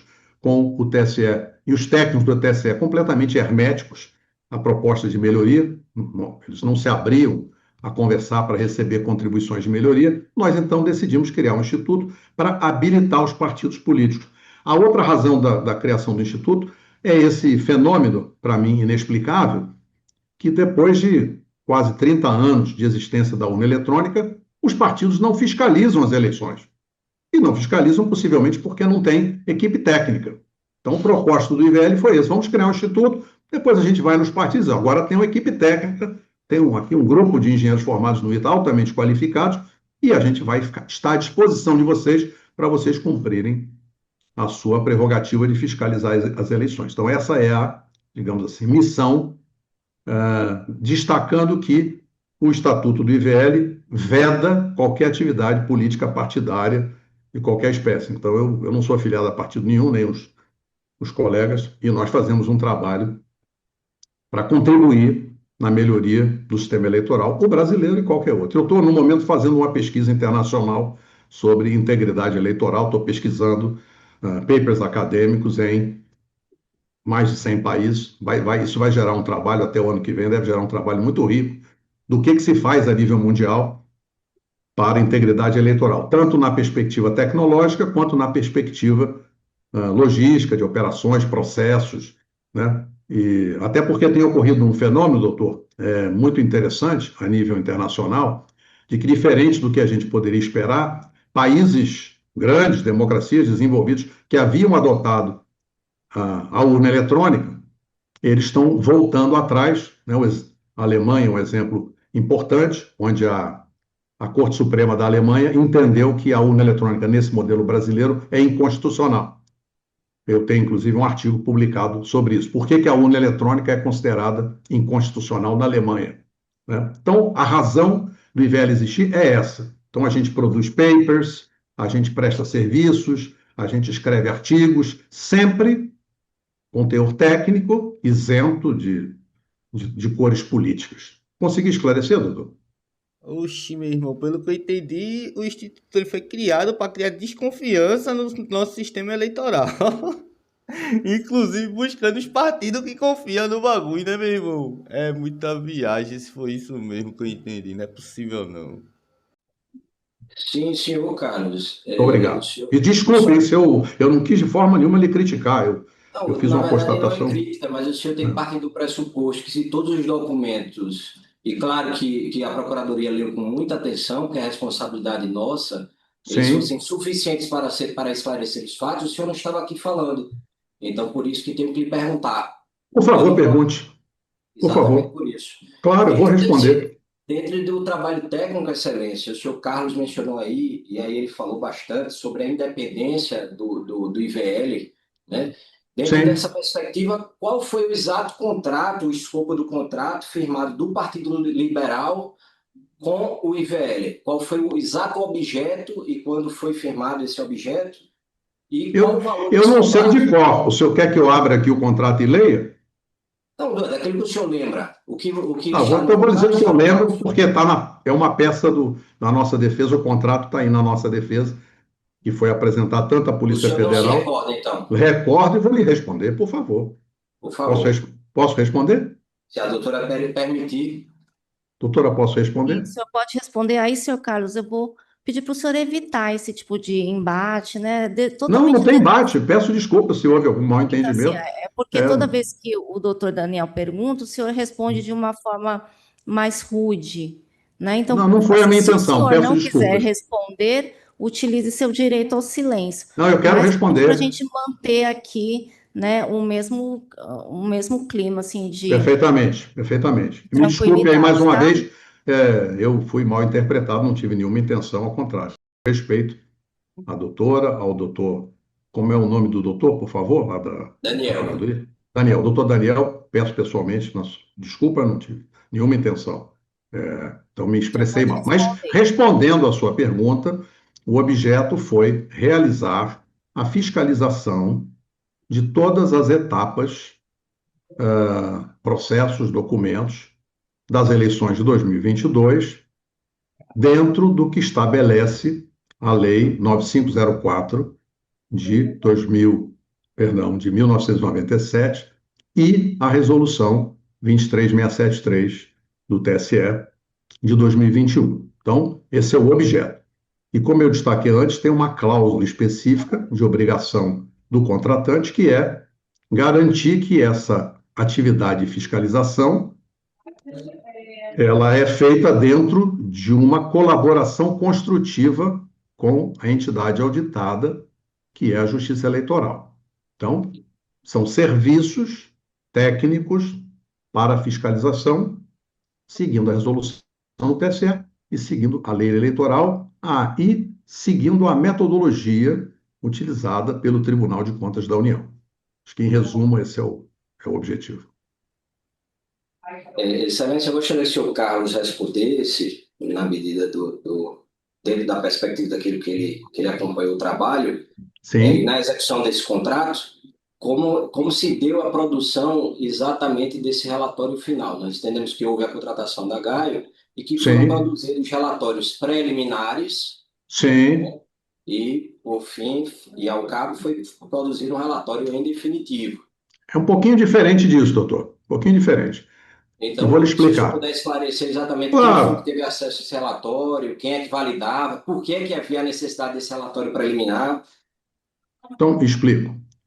É, o contrato começou em julho, tá bom? Então, se nós fizermos referência ao contrato, veremos lá que o primeiro tem lá todos os entregáveis no documento original assinado com o PL lá em julho. Entre esses entregáveis tem um plano de trabalho que foi apresentado. Nesse plano de trabalho consta todas as etapas do trabalho e aí foram sendo realizados um relatório de levantamento e auditoria de conformidade dentro da metodologia do Tribunal de Contas da União. Depois, um relatório sobre governança e segurança da informação, realizado dentro das recomendações do TCU de boa governança de segurança da informação e de acordo com a norma, a BNT, NBR, ISO IEC 27001, que é a norma de segurança da informação. Para fazer esse relatório, foi enviado ao TSE um documento, que é uma lista de perguntas. Foram mais de 100 perguntas enviadas na realidade, mais de 200 perguntas foram enviadas ao TSE. E aí, como o TSE não respondeu, o relatório foi feito pelo auditor, respondendo as perguntas com base em documentos disponíveis no portal de transparência. É importante destacar que a administração pública tem lá, cada órgão tem o seu portal de transparência. Então, todas as respostas e conformidades e desconformidades identificadas, elas são identificadas baseadas em documentos públicos que estão no portal de transparência, que estão no site do TSE, no site do Tribunal de Contas, no site do ITI, que tem um documento importante, que é um parecer da Procuradoria Geral Especializada junto ao ITI, que fala sobre certificação digital ICP Brasil. Então, esses documentos todos foram sendo construídos. Você vai ver lá nas peças que tem o plano de trabalho, tem um conjunto de pastas que tem assim, entrega 1, entrega 2, entrega 3, entrega 4, acho que são 6 entregas, se não me engano, são 6 entregas. E dentro de cada pasta, de cada entrega, tem os documentos que foram entregues. Como é que esses relatórios eram construídos? Esses relatórios são construídos de forma colaborativa. Eu criava um documento no Google Docs e os engenheiros que participavam da equipe contribuíram. O doutor Paulo Gueus, que participou aqui em alguns temas de segurança da informação, que é a área dele, contribuiu. O Éder Balbino não tem participação na redação de relatórios. O que existem nos relatórios são entregáveis que foram feitos pelo Éder Balbino. E a contribuição do Éder Balbino entra no relatório de funcionamento na urna eletrônica, que foi objeto de um aditivo, ou seja, esse trabalho de fiscalizar o funcionamento da urna, ele não estava previsto no contrato assinado em julho. Então, quando o PL nos pediu para fazer esse trabalho, nós dissemos, olha, para fazer esse trabalho é necessário um aditivo, porque aquilo que estava previsto para entregar em novembro, dezembro, vai ter que ser deslocado para janeiro, para a gente abrir uma janela aqui em novembro para fazer esse relatório. Aí foram produzidos 3 documentos. O relatório de funcionamento da urna eletrônica, que constatou mau funcionamento, um adendo, que foi feito a pedido do PL para esclarecer a tal entrevista na Folha de São Paulo e outros pontos. O ministro, na época, relator, ele questionou por que o pedido era só relativo ao segundo turno e por que o relatório era só relativo ao segundo turno. Como isso não era verdade, porque o relatório de análise dos logs, ele analisa todo o comportamento das urnas, desde que as urnas começam a ser carregadas com o software lá em setembro. Eles vêm, depois a urna é testada, depois ela é preparada, tem o primeiro turno. Aí os dados são extraídos da urna, depois a urna é carregada para fazer o segundo turno, porque os dados do segundo turno são diferentes do primeiro turno. Aí a urna é testada, aí ela funciona, aí ela gera aqueles arquivos que ela gera após o pleito. E esses arquivos são publicados no site do TSE. Então, todos esses processos foram analisados. E, basicamente, para fazer esse trabalho, os técnicos da nossa equipe analisaram e o trabalho de análise de todos esses dados da Gaio foram utilizados. Nessa conversa com eles, assim como qualquer técnico, várias hipóteses são testadas. Como o senhor pode constatar, porque está aí na denúncia, lá nas mensagens, eu fazia perguntas para ele. Você identificou algum problema? Você achou aí alguma manipulação? Não, não achamos. Não existe a palavra fraude. Se eu olhar com cuidado as mensagens, aliás, eu digo isso porque isso me foi perguntado no segundo depoimento à Polícia Federal, quando o delegado ficou insistindo, todas as perguntas dele tinham a palavra fraude. Eu respondi umas 10 vezes para ele, não existe análise de causa de problemas num trabalho de auditoria. Não se busca a causa. Se foi fraude, se foi invasão do software externa, se foi invasão interna, se foi erro de desenvolvimento de software. E aqui vale destacar por que erro de desenvolvimento de software. Porque o Tribunal de Contas da União publicou um relatório de auditoria em 2021, onde um dos pontos que a equipe técnica desenvolveu é a baixa governança no desenvolvimento de software. Eles constataram. Nós não tivemos como analisar isso porque nós não tivemos acesso aos processos de desenvolvimento de software. Mas o TCU afirma isso lá no seu relatório. E quem, inclusive, o voto revisor que destacou esses problemas foi o voto do ministro Jorge Oliveira. Por isso é que a gente foi lá conversar com ele e pediu a ele para ser testemunha. Então, a gente fez esses relatórios. Toda vez que sair uma versão preliminar, isso é comum num processo de auditoria, você envia para o seu cliente a versão preliminar para ele te dizer se está na direção certa, se falta alguma coisa, se está estruturalmente dentro daquilo que ele gostaria, se tem algum tema que não foi abordado que ele gostaria de abordar. Então, eram entregues ao PL ao longo desse processo, não só esse documento. Era sempre enviado uma versão preliminar. Olha, é isso que vocês querem? Porque nós vamos concluir o relatório. Se falta alguma coisa, vocês avisem, a gente ajusta. Então, esse relatório foi entregue ao PL, que, por sua vez, imagino eu, passava lá para outras pessoas. Então, não foi identificado quem é que vazou o relatório. Mas quando vazou, eu tomei o cuidado imediatamente de soltar um release. Até na época foi o antagonista que foi o primeiro que publicou. E aí eu publiquei a nota, me liga lá o jornalista Cláudio Dantas, bravo. Pô, eu sou um jornalista sério. Eu disse, não estou discutindo isso. Você recebeu esse relatório de mim? Ele disse, não. Então, lamento. Quem entregou esse relatório para você te entregou um documento obsoleto que não está assinado por ninguém e que ainda está em fase de construção. Então, esse foi o evento lá de vazamento que eu já tinha esclarecido. Consegui esclarecer, doutor? Faltou alguma coisa? Então, nessa parte final, o senhor esclareceu exatamente a dúvida. Sim. Após essa colocação desse documento preliminar, né, para direcionamento pelo PL, como o senhor destacou, Sim. houve algum direcionamento por parte do PL para que fosse modificado esse preliminar e o definitivo?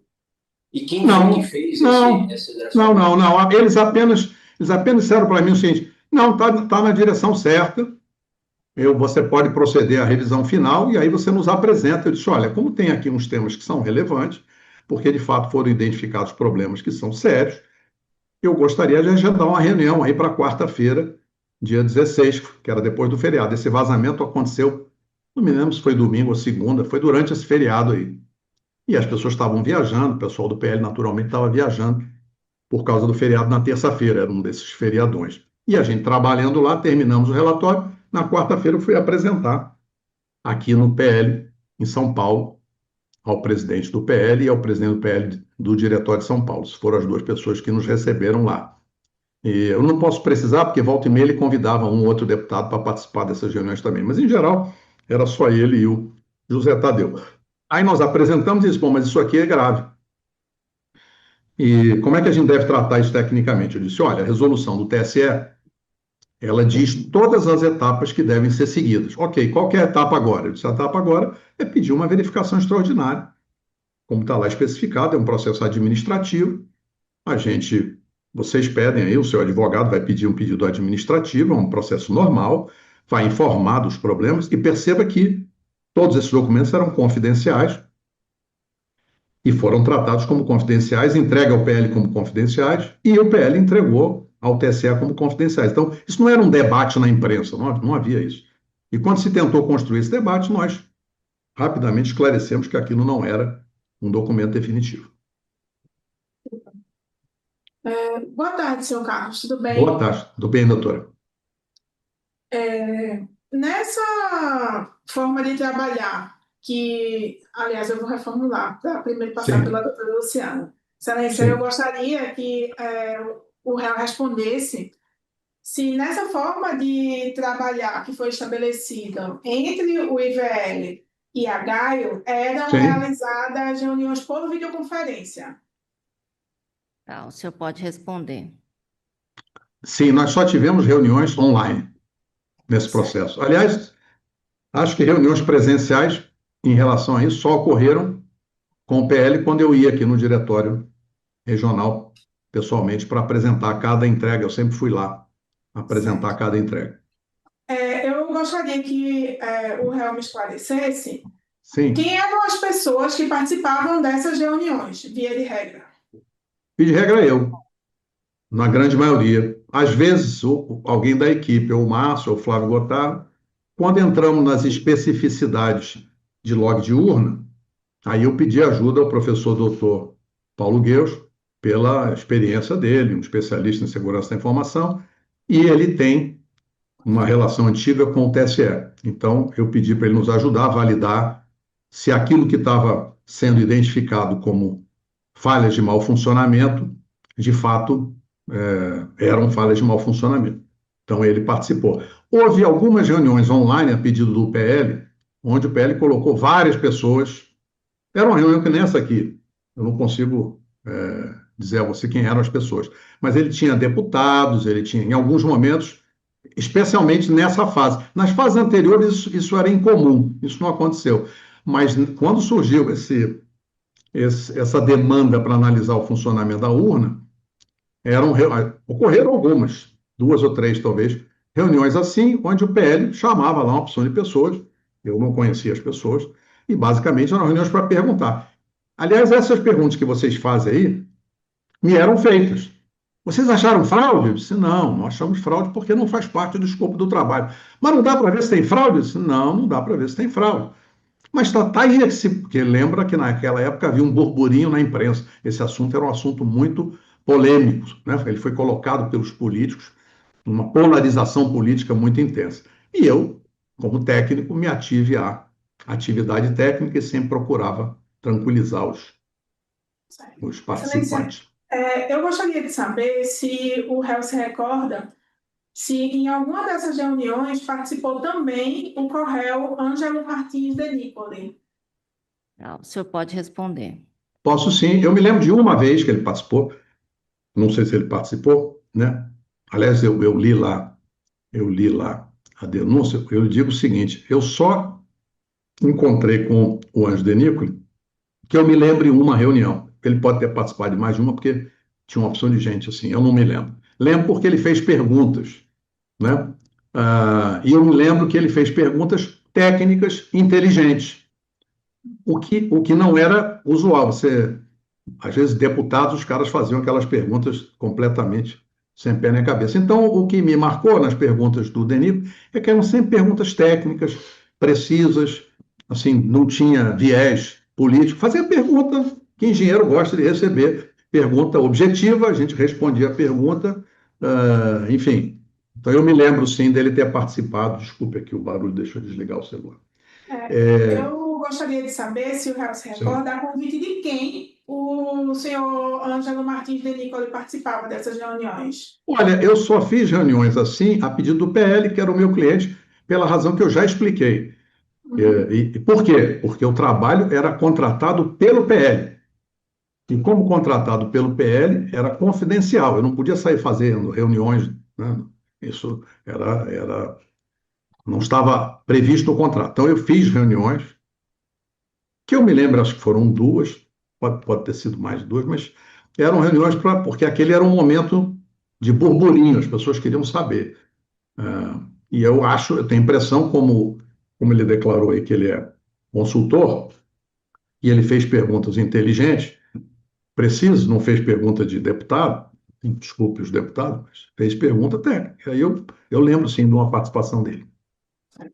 Excelência, eu gostaria de saber do réu se ele se recorda do evento que foi narrado aqui nos autos pela testemunha Brigadeiro Batista Júnior, em que o brigadeiro afirmou que, durante uma reunião com o ex-presidente Jair Bolsonaro, recebeu o relatório, né, produzido pelo IVL a pedido do Partido Liberal e teria questionado algumas coisas, né, o conteúdo do relatório. O presidente teria efetuado uma ligação ao senhor Carlos Rocha, que teria ouvido as considerações do brigadeiro Batista Júnior sobre o teor do relatório. Gostaria que o réu me esclarecesse se esse evento ocorreu, né, e quais foram as considerações do brigadeiro Batista Júnior a respeito desse relatório. O senhor pode responder. Pois não. Eu me lembro, sim, de ter recebido uma ligação, não era do presidente, era desse militar, e o Batista Júnior, brigadeiro, né, Batista Júnior, da aeronáutica, certo? E eu estudei no ITA, então convivi muito com os colegas da aeronáutica. Aliás, tenho vários colegas que seguiram carreira militar e que se formaram brigadeiros, estão na reserva naturalmente hoje. Alguns são professores e tal. Então, é natural a gente recebi muitas consultas de brigadeiros da aeronáutica. Eu não me lembro do detalhe do contato, eu vi aí que tem no depoimento dele, que ele fala no meu nome, eu li na denúncia que ele disse que me ligou. Eu não lembrava desse detalhe, mas eu li na denúncia que ele me ligou para falar lá que ele achava que não tinha problema em eventos que estavam no relatório. Evidentemente, eu não ia tratar desse assunto por telefone com uma pessoa que eu não conhecia. O brigadeiro não era meu cliente e eu, por uma questão de postura profissional, não saio conversando sobre temas de um cliente com outras pessoas que não clientes que me ligam. Então, eu sim recebi a ligação do brigadeiro, mas não tratei do assunto com ele. Ele, aliás, comentou, eu vi no depoimento dele que ele disse que falou comigo, mas eu não respondi. E claro que eu não respondi. Eu não recebi essa ligação do presidente do PL para tratar isso, foi uma ligação que chegou para mim. No início eu não sabia quem era, e eu não vou sair conversando com ele sobre um relatório cujo contratante é o PL. Então, sim, eu recebi, e como ele bem depois aí, no depoimento dele, eu não dei qualquer retorno a ele, ouvi as afirmações dele, e não era assim a minha forma de trabalhar. A senhora pode imaginar que um trabalho técnico, estritamente técnico, muito sério, profundamente técnico, eu ouvia as pessoas da minha equipe, ouvia colaboradores como o Dr. Paulo Gueus, que é PhD em Manchester, que é professor a vida inteira, ouvi o Éder Balbino, né? Tanto que ele mencionou o tema do erro do arquivo ser associado, mandou um e-mail para mim, que aliás esse e-mail eu fiz questão de colocar aí como prova no processo, né? E até foi perguntado pelo doutor Melilo, infelizmente ele não leu os adendos, ele só leu aquele relatório que foi vazado, que confirma o que eu tenho dito aqui, que o trabalho era estritamente confidencial.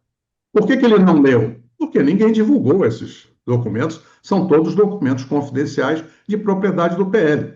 Então, ele não leu, e o doutor Júlio Valente, que também depois aqui, também disse que não leu. Eu acho que é importante porque duas pessoas que são testemunhas do processo declararam que não leram a versão final do relatório. O Júlio Valente naturalmente leu, porque eles responderam, mas não leu o adendo e o adendo 2. O que deixa claro que são documentos confidenciais e que não foram divulgados. Infelizmente, houve aquele vazamento e eu já expliquei o que aconteceu e como é que nós tratamos o evento. Tudo desse bicho aí é ficar com esses papos de que é técnico, né? Ainda bem que caso ele eventualmente venha a ser preso, também vai ser uma prisão técnica. Excelência, eu gostaria que o réu me esclarecesse se a versão do relatório que foi apresentada inicialmente ao TSE, ela já foi apresentada com esses adendos ou os adendos foram posteriores à apresentação? Os adendos, eles foram posteriores para esclarecer pontos que nos foram apresentados pelo PL em função do retorno do TSE dos relatórios apresentados. Então, o que aconteceu? O relatório foi apresentado, entregue ao PL. O PL entregou para o TSE e pediu a verificação extraordinária. Eu já expliquei. No dia seguinte sai uma matéria na Folha.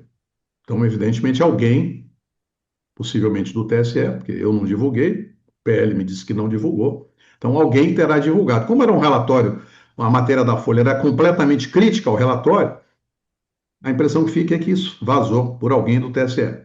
Aí, o PL nos pediu o adendo, e a gente fez um adendo, cujo fim essencial era esclarecer interpretações equivocadas, deixar claro que não havia fraude, deixar claro que o relatório envolvia toda a história da urna, não só do segundo turno, do primeiro turno e antes do primeiro turno, desde que a urna foi ligada. Então, o adendo foi entregue, acho que no dia seguinte ou 2 dias depois. Aí, o TSE enviou uma resposta técnica, porque a primeira reação foi uma matéria na Folha. Então, o adendo inicial, adendo 1, ele esclarece pontos que foram mal interpretados, afirma que não se fala de fraude, afirma que não havia problema de associar o arquivo a cada urna que o gera, e aí veio uma resposta técnica do TSE, aí já, nessa resposta técnica, contestando alguns dos erros que foram questionados.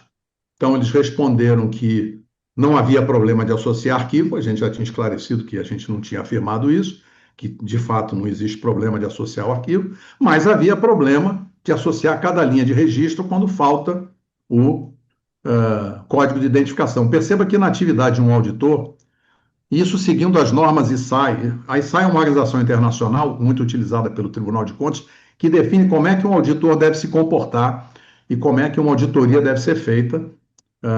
E aí a gente não pode pegar um evento como esse. Tem um erro na linha? Tem. É uma linha só? Não, são milhões de eventos. A gente tem que declarar isso como uma desconformidade. A gente não pode simplesmente fingir que aquele problema não existiu. Então, no nosso relatório não existe desinformação. No nosso relatório só existem fatos constatados, documentados, que estavam presentes na urna. E qualquer Certo. análise técnica que a gente faça é uma análise técnica relativa àquele evento de acordo com o conhecimento técnico consolidado. Um exemplo que eu vou lhe dar em que surgiu um conflito de interpretação, por exemplo, foi uma... Doutor, deixa eu só interromper o senhor um desculpe, minuto. por Eu tenho uma favor. pergunta para fazer Faça a que diz pergunta. respeito exatamente a isso que o senhor Desculpe. está tratando agora. Então, Excelente. talvez o senhor já possa direcionar para o que eu Claro. gostaria de Perfeito. Excelência, o senhor Carlos Rocha está nos dizendo aqui que essa afirmação de que não seria possível correlacionar as urnas aos logs não estava no relatório, que esse foi um erro de interpretação que foi posteriormente esclarecido pelo adendo. É isso? Pode responder. Sim. Certo. Eu vou só ler um pedacinho do relatório que foi apresentado, que é inclusive o relatório que foi juntado com a sua defesa, né? É o relatório que está nos autos, e eu gostaria que o senhor me dissesse qual é a interpretação correta do que está escrito aqui. O relatório diz o seguinte: verificou-se que as urnas eletrônicas modelo UE 2020 geraram os respectivos arquivos log com o valor correto do código de identificação da urna. Por outro lado, o trabalho confirmou que todos os arquivos log das urnas eletrônicas de modelos de fabricação UE 2009, UE 2010, UE 2011, UE 2013 e UE 2015 exibem em todas as linhas de registro de atividade da urna o mesmo valor espúrio de 67305985 no campo do código de identificação da urna, tornando impossível vincular a ocorrência de cada atividade registrada no arquivo log à respectiva urna física. Isso não quer dizer que o relatório afirma que é impossível vincular o log à urna? Não. Qual que é a interpretação correta disso, então? A senhora pode ler a frase final da sua sentença de novo? Tornando impossível vincular a ocorrência de cada atividade registrada no arquivo log à respectiva urna física. Perfeitamente. Então, a senhora perceba que o que a senhora leu é impossível vincular o registro de cada atividade. Então, não é impossível vincular o arquivo. O arquivo é perfeitamente associável a cada urna. Eu já expliquei por quê. Porque a gente baixa de uma página, no site do TSE, que é a página daquela sessão. Então, aquela sessão que gerou aqueles arquivos está vinculado àquela urna que gerou aquele log. Isso não há problema nenhum de associar o arquivo. Mas também é peça da defesa o documento que o doutor Júlio Valente, secretário do TSE, confirmou, existe, que é o documento de especificações do log da urna. E esse documento é muito preciso e dizer quais são os campos que devem estar em cada registro, como a senhora leu aí, cada registro de atividade. Como eu já expliquei, cada registro de atividade é uma linha. E essa linha, elas foram todas reunidas, se a senhora ler no item do painel de atividades, tem aí painel de análise da tabela, que é o painel de análise da tabela da plataforma da GAI, está aí no relatório também. Então, qual é o procedimento que o Éder, inclusive, depois confirmou aqui? O que acontece? A equipe dele baixou do site do TSE todos os arquivos log de urna e reuniu todas essas atividades na grande tabela para a gente poder fazer auditoria. É impossível analisar manualmente 470 mil logs de urna. A gente precisava de uma plataforma. Essa plataforma, e também a senhora deve me permitir notar que o prazo era exíguo. O PL queria uma resposta em 15 dias. Ele não queria uma resposta em 3 meses. Então, nós pegamos todos esses arquivos, quer dizer, a GAI fez isso, pegou todos os arquivos e colocou numa tabela gigantesca. Quando reúne todas as linhas, o único campo que permite identificar da onde que é aquele evento, porque a senhora perceba que, como é que é o procedimento de análise? A GAI foi lá, baixou todos os arquivos e colocou todos os arquivos log de urna numa grande tabela. E aí nós vamos analisar eventos, que o nosso objetivo não era analisar esse erro. O nosso objetivo era analisar outros eventos. E aí fazer análise de tempo de votação, fazer análise de travamento da urna, fazer análise de violação de sigilo, são outros eventos que são relevantes e que estão reportados no relatório. Quando eles estão todos juntos, e o único número que diz que aquele registro está associado a uma urna, esse número é um código inválido, gera essa frase de desconformidade que a senhora leu. Era impossível associar cada registro à urna que o gerou. Então, não está escrito que era impossível associar o arquivo. Está escrito que era impossível associar cada registro. Isso está no relatório que a senhora acabou de ler, muito obrigado, contribui para a minha defesa, e está ratificado no primeiro adendo.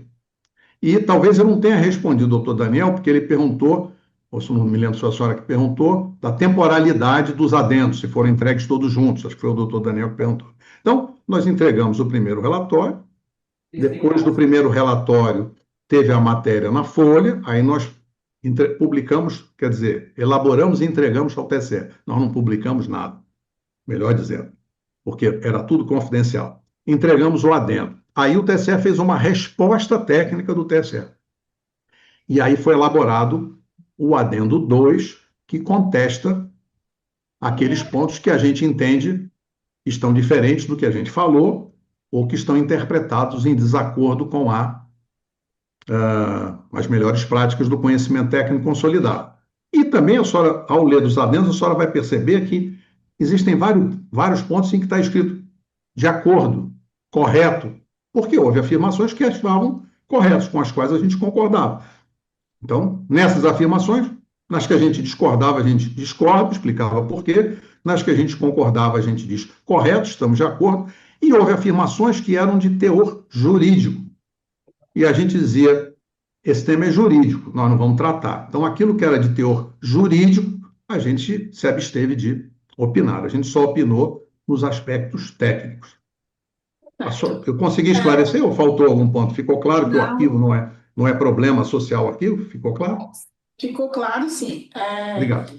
Excelência, eu gostaria que o réu me esclarecesse, nesse momento, se o registro é feito no arquivo e o arquivo é vinculado à urna. Não Sim. é correto concluir que o registro é vinculado à urna? Pode responder. Se a senhora for seguir as normas da ISAI, não é correto. Não, o auditor não pode ter liberalidade de encontrar uma desconformidade e sair tentando justificar a desconformidade. com outras análises indiretas. A norma é explícita, né? Então, se a senhora lê a norma da ISAE, tem algumas, tem a 100, tem a 300, tem a 400, tem a 1000, tem várias normas. As normas são explícitas, ou seja, você identificou um problema, você reporta o problema. E o problema é muito simples. Existe um erro no código de identificação. E, aliás, está muito bem explicado no adendo e no adendo 2 por que não é possível fazer o que a senhora descreveu. Não é possível, porque tem que seguir a norma, e não é possível porque o erro existe, ele está lá. Então, na hora de registrar o evento, significa que a urna acessou o seu hardware e foi buscar duas informações do hardware. Uma é o código de identificação, que tem que estar registrado no hardware de forma indelével, não pode ser apagável. Normalmente isso é uma memória ROM, ou seja, uma memória que grava uma vez só, para depois ler. Então, grava o código. O outro é uma variável que muda, que é um relógio, mas que também está no hardware, que é o timestamp, que é o registro de tempo. Tem dia, hora, minuto, segundo daquela atividade. Se você tem um documento que é explícito na especificação do que cada campo deve ocorrer, e a gente percebe que tem um campo que está errado, e quais foram os elementos que foram reportados? Um foi esse foi um erro. Você já tem lá. Quantas linhas tem esse erro? 2 bilhões de linhas. Existe algum fato que caracteriza esse erro em relação a algum outro parâmetro da urna? Existe. Os modelos de urna de 2009 a 2015, as urnas geraram esse erro. O modelo 2020, a urna não gerou esse erro. Não cabe a nós interpretar por quê. Isso cabe à entidade auditada descobrir por quê. Então, não é problema nenhum, e nem é político, nem é ataque, é apenas um trabalho de auditor. Olha, nós temos que analisar o log de urna.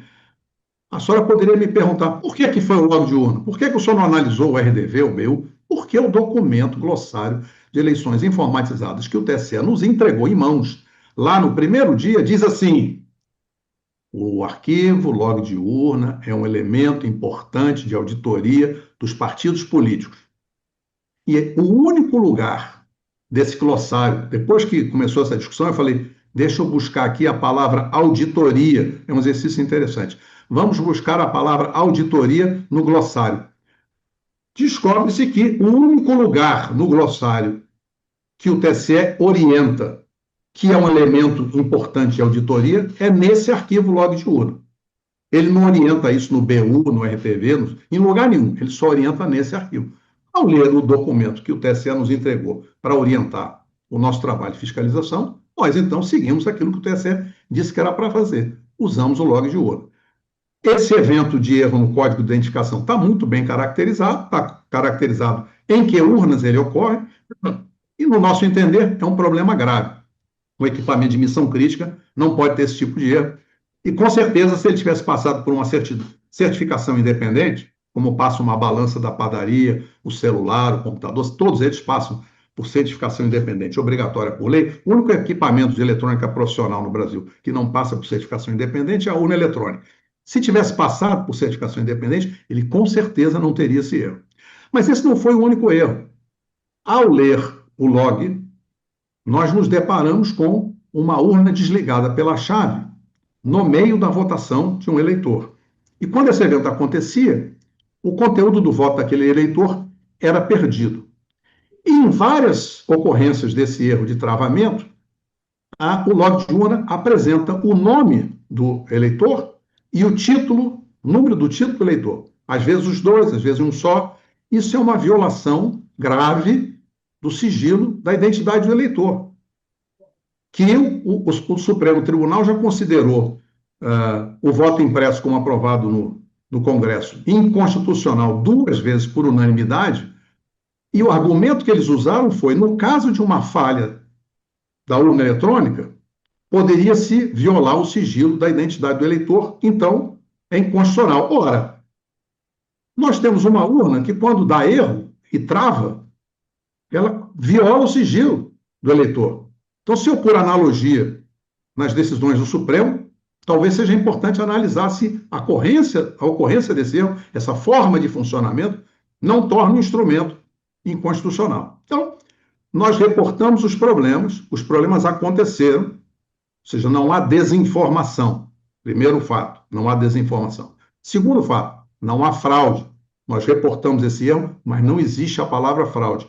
E no adendo ao relatório, tem uma frase clara, para não deixar dúvida. O relatório não trata de fraude porque não faz parte do escopo do nosso trabalho. Então, não existe desinformação, porque nenhuma das informações foi inventada. Existe uma análise técnica que está de acordo com as normas e com conhecimento técnico consolidado.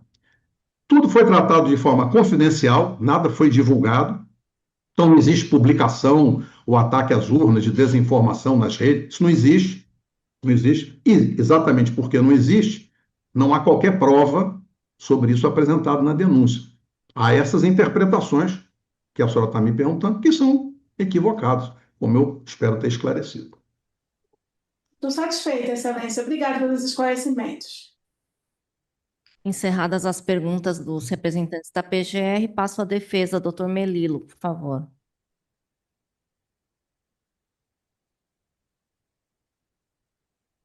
Excelência, muito obrigado mais uma vez. Boa tarde a todas e a todos. Eu tenho uma única pergunta ao engenheiro Carlos Rocha, que é muito objetiva, se a senhora autorizar, é claro.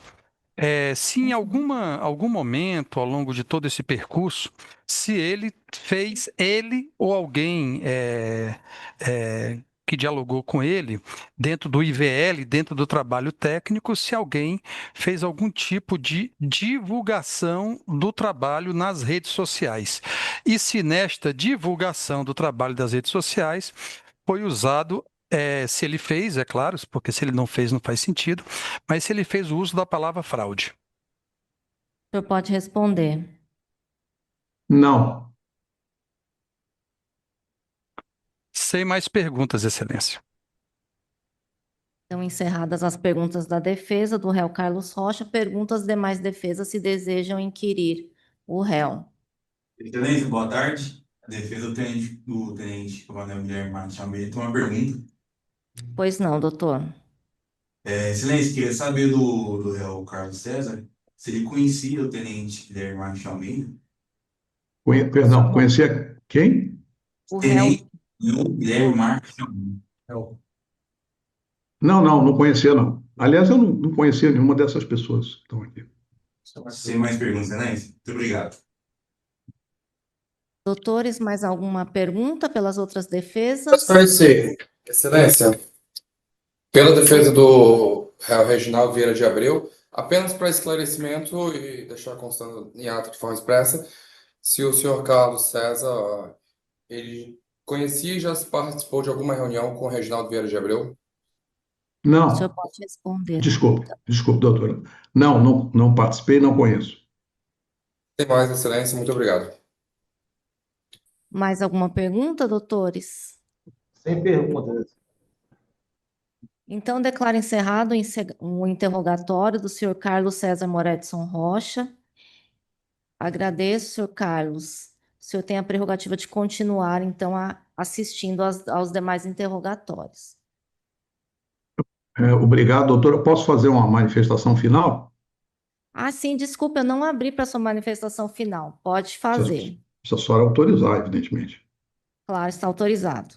Muito obrigado. Olha, eu queria reafirmar de que é falsa a afirmação de que eu afirmei que era impossível associar os arquivos gerados pelas urnas a cada urna. Eu tenho a impressão que eu já esclareci aqui, também está esclarecido no adendo, que o que era impossível de associar era cada linha de registro de cada atividade. Nunca foi problema associar o arquivo, e eu respondi uma pergunta nesse sentido. Também eu queria deixar muito claro aqui que nunca falei em fraude, eu deixei isso claro nos 2 depoimentos que eu fiz na Polícia Federal, isso está afirmado nos relatórios que foram elaborados. E o último ponto é que, de fato, é muito desagradável para um profissional com a minha trajetória e que tanta contribuição em diversos momentos da vida eu dei ao TSE e, enfim, Sim, mas no final das contas tu era recompensado, né não? Ele mesmo deu os papai, não, que eu fui conversar com o Gilmar Mendes, isso, aquilo, outro, indiquei umas empresas lá e tal, e depois no tempo a empresa me contratou. Aí depois que tá jogando na cara os bagulho, meu irmão, na moral, esse bicho conversa é muito. Ao enriquecimento da democracia de uma forma geral, com as contribuições que eu dei, sempre estive à disposição, e realizando um trabalho estritamente técnico, sofrer esse tipo de constrangimento. Não, mas tem que entender que o constrangimento é técnico também, tá ligado? Não, se vier a condenação, vai ser uma condenação técnica, de uma acusação técnica também. Tá pensando que é só que é técnica? Vale apenas destacar que isso dificultou muito a minha vida, porque eu deixei de ser contratado, eu tive contratos cancelados, eu estou trabalhando numa startup que eu tinha acabado de conquistar um investidor para a startup, que ia fazer um investimento importante. No dia que eu fui denunciado pela PGR, que por acaso foi no dia seguinte ao meu aniversário, que é o dia da bandeira, naquele mesmo dia eu recebi a ligação do investidor que confirmou o cancelamento do investimento e fez o distrato no dia seguinte, por conta de eu ter sido denunciado. Ou seja, é como se eu tivesse assumido uma doença contagiosa e que as pessoas não mais querem se relacionar comigo. Então é muito triste na minha posição na carreira. Agora completei 70 anos e continuo ativo e pretendo continuar ativo nos próximos 20. E hoje aí dou a minha contribuição, escrevendo artigos técnicos e trabalhando, estou buscando atividades, né, de pessoas que consigam nos contratar, mas é muito difícil, porque na situação que estamos vivendo hoje, as pessoas não querem contratar alguém que está envolvido. Então eu aguardo com muita perspectiva quando é que o meu for ser finalmente inocentado, porque, na minha opinião, está muito clara e comprovada a minha inocência, com ampla documentação, e todos os depoimentos de todos os depoentes que aqui participaram, não é, afirmaram isso. Então, assim, acho que hoje também deixo claro que nunca falei de fraude, que nunca falei de desinformação, né? As peças todas todo o nosso trabalho está apresentado na defesa, todos os relatórios desde o começo. Qualquer pessoa que leia a nossa defesa desprovida de alguma intenção de condenar, ou seja, fazendo uma leitura isenta, e eu tenho certeza que a doutora, os profissionais da PGR têm essa perspectiva, basta um esclarecimento, como eu dei aqui para a doutora, para perceber que o trabalho é técnico e os documentos estão todos na nossa defesa. Então, eu espero que, e se houver qualquer dúvida, eu quero deixar claro aqui que eu estarei absolutamente à disposição para esclarecer qualquer dúvida, independente assim desse depoimento. Se a PGR tiver dúvida, tiver alguma outra oportunidade, aí eu estarei à disposição para esclarecer qualquer dúvida, né? Mas eu quero reafirmar que sou absolutamente inocente, nunca tratamos de fraude, nunca divulgamos nada em redes sociais, e todas as vezes que eu tive depoimentos a fazer, eu fiz depoimentos no Senado Federal, inclusive fui convocado, deixei claro que não era fraude, né? Deixei muito claro que eram problemas técnicos, que a contribuição era colaborativa para enriquecer e melhorar o sistema eleitoral. Esse sempre foi o meu propósito, e eu tenho aí uma trajetória de 50 anos profissionais para assegurar isso. Quer dizer, não é por acaso que eu fui convocado pela Unisys para desenvolver a urna em 1995, porque eu sou um especialista respeitado e a engenharia da Unisys, que não dava conta de fazer, eles me procuraram. Depois, quando a Procomp ganhou e foi produzir as urnas em 1997 para 98, eu fui convidado e nós produzimos quase 3/4 das urnas para a Procomp. Depois, em 2000, quando a Itautec resolveu entrar na licitação, nos procurou. E nós licenciamos a tecnologia para a Itautec e ela ganhou a licitação e não levou por problemas administrativos. Quando o ministro Gilmar Mendes recebeu uma afirmação dos técnicos de TI que era impossível produzir uma urna com comprovante de voto, quem foi que o TSE procurou? O TSE procurou o Carlos Rocha. E eu fui lá e ajudei. E foi assim em 2020, foi assim em 2021, quando o ministro Marcos Pontes me convidou para participar de uma equipe técnica, eu estive lá voluntariamente. E, naturalmente, em 2022 fui novamente convocado para contribuir, para coordenar a equipe técnica. Então, espero ter deixado muito claro, já fiz isso nos depoimentos na defesa e aqui no meu depoimento. Nosso trabalho é absolutamente técnico, jamais afirmamos que não dava para associar arquivo à urna, jamais tratamos de fraude, essa palavra não existe, nem nas minhas conversas com o Éder e nem em qualquer documento gerado. Existe uma vez por uma frase que diz que não se trata disso, porque não faz parte do escopo. Quero agradecer aqui a oportunidade de esclarecer, quero pedir desculpas mais uma vez, eu tenho um temperamento de escorpião, eu recebo aqui, ao lado aqui, a minha esposa, ela me coloca mensagens aqui, ó. Ela coloca assim, ó, só avisar o tom. Ela fica me ouvindo aqui, eu fico aqui entusiasmado, peço desculpas, eu não quis de forma nenhuma desmerecer, doutora, doutor, juiz, por favor. E esse é o meu jeito, esse é defeito de fabricação, mas é o meu entusiasmo por seguir na minha jornada como engenheiro. Então foi um privilégio estar aqui, agradeço e continuo à disposição. Encerro. Doutora, muito obrigado pela oportunidade. Perfeito, senhor Carlos. Então, encerradas a sua manifestação final, né? Declaro encerrado o seu interrogatório e seguimos, então. Pronto, e de forma técnica vou encerrando já o vídeo por aqui. Oxe, é muita ladainha, na real. A quem assistiu até agora, meu muito obrigado. Peço por favor que se inscreva no canal se não for inscrito, deixa like, comenta alguma coisa também para ajudar nesses negócios de engajamento. Na dúvida, comentar, deixa aquele bom e velho sem anistia para golpista, ou então sem saidinha, mas comenta alguma coisa. Se puder fortalecer com o Pix também, ajude filosofiamarginal@gmail.com. Certamente esse vídeo vai sair atrasado, tô sem internet aqui ainda, não vou conseguir postar o vídeo. Já a segunda queda seguida, ontem caiu a internet também, me deixando na mão. Hoje de novo a mesma coisa, só que ontem foi de noite e hoje de manhã cedo, pelo amor de Deus. Enfim, muito obrigado mesmo no fundo do meu coração. Vou pensando aqui seriamente em contratar outra internet, mesmo que seja mais de boinha, pá e tal, daqui de bairro, só para poder ficar em uma até outra, né? E tem como não. E é isso, tamo junto, até a próxima. Pra golpista sem saidinha, sem anistia. Que golpista bom.